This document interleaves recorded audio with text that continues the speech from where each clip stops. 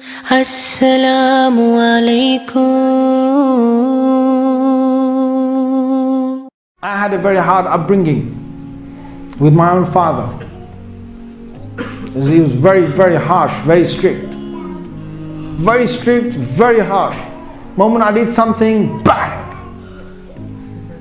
And he didn't have one stick, he had 7 sticks.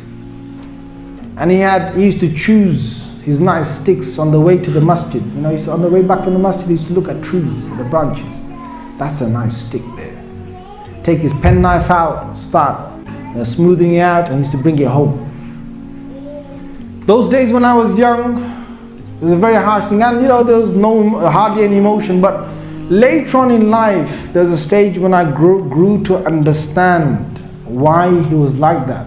Because my father did not have his parents beyond the age of 12. Both his parents died at the age of 12. He had a very harsh upbringing. He lived himself on a very harsh life. And somehow Allah brought him to this country, and somehow, you know, he made it and so on, fine. But that harshness he had was perhaps because of his upbringing. I can't blame him for that. His parents died at the age of 12. Alhamdulillah, at least my parents were alive till I was fully grown. And the second thing, you know, the second thing is that today there's no one that gets more dua from myself than my father and my mother. Why? And another du'as I give to my father is from my heart. You know why? Because my father pushed me and pushed me and pushed me to become this imam I am today. My father really wanted me to, he had 4 sons. And he wanted one of his sons to become Hafiz. So he tried to make all 4 sons Hafiz. And they all bust one by one. And I was the last. I said, well, I'm going to bust like you, buddies. And my father said, you bust up, then I'm going to bust you up, son. You're my last thing that I've got. So I said, what's my crime? They all bust up, I'm going to bust up like, no, you can't. He was the source of me becoming Hafiz of the Quran.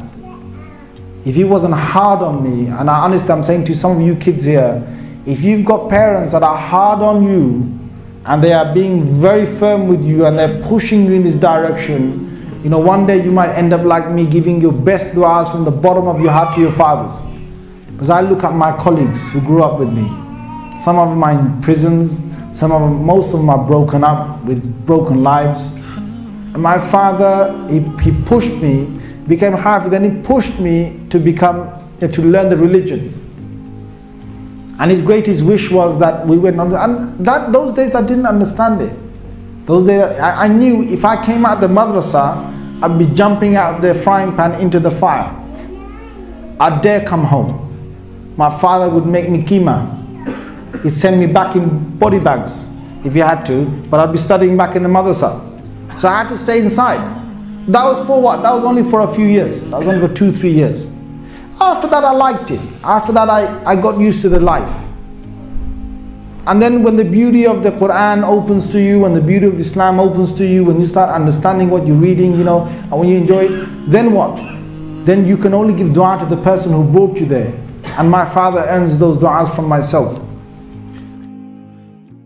على مر الزمان تألقا وأضاء للدنيا طريقا مشرقا وهدى من الرحمن يهدينا به للصالحات وللمكارم والتقى.